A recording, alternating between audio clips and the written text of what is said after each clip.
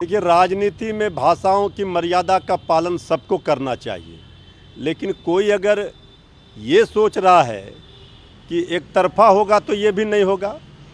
BJP के नेताओं ने और खुद ही आदरणीय प्रधानमंत्री जी ने कई मौक़ों पर भाषाई मर्यादा को तार तार किया है।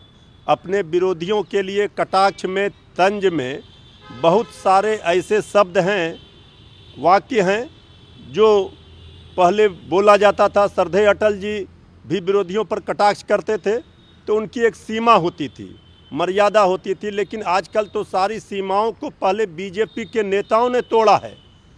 तो अब उल्टा उनको अगर कोई कुछ कह दे रहा है तो उनको नागवार गुजर रहा है। पहले अपने गिरेबान में भी झांके। इसके बावजूद हम कहेंगे कि भाषाओं की मर्यादा का ख्याल सबको रखना चाहिए। राजनीति में एक उदाहरण प्रस्तुत करना चाहिए। और कई ऐसे नेता हैं जिन्होंने अपने विरोधियों पर कटाक्ष किया है, लेकिन वो गाली गलौज की भाषा कभी नहीं कहे। ये कर्नाटक बीजेपी के विधायकों ने कहा है कि जो भारत के खिलाफ और हिंदुओं के खिलाफ बोले उनको। देखिए, ये सब इसी तरह के उन्मादी बीजेपी के लोग हैं। ये गोली मारेंगे, किसी को कुछ कहेंगे। ये देश चलेगा अपने नियम कानून संविधान से। ये गोली मारने से और गोली मार शासन लाने से न देश का भला होगा न समाज का भला होगा।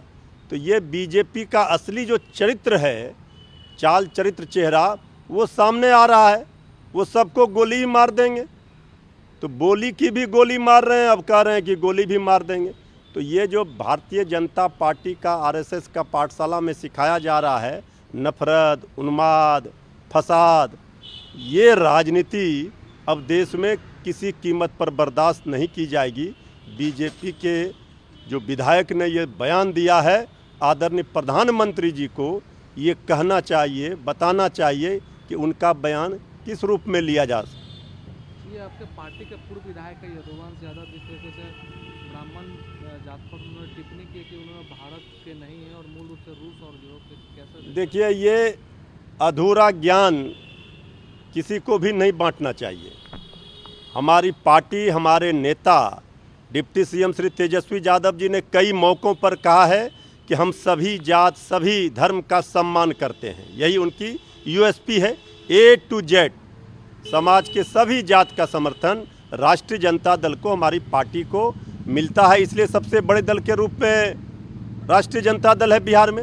अब कोई अगर कुछ भी व्यक्तिगत बयान दे रहा है और द्वेष फैला रहा है तो ये उचित नहीं है, ये पार्टी का लाइन नहीं है।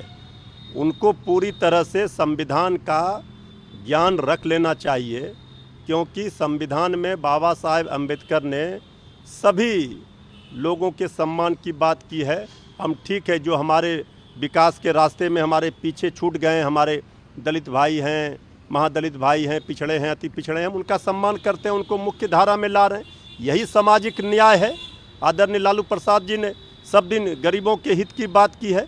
लेकिन कोई अगर इस तरह से किसी जाति विशेष पर टिप्पणी करता है तो ये बेवजह का समाज में क्लेश और आपस में मतभेद होता है। इससे परहेज करना चाहिए, इससे बचना चाहिए। अब हम सब जात का, हमारे पार्टी, हमारे नेता सम्मान करते हैं।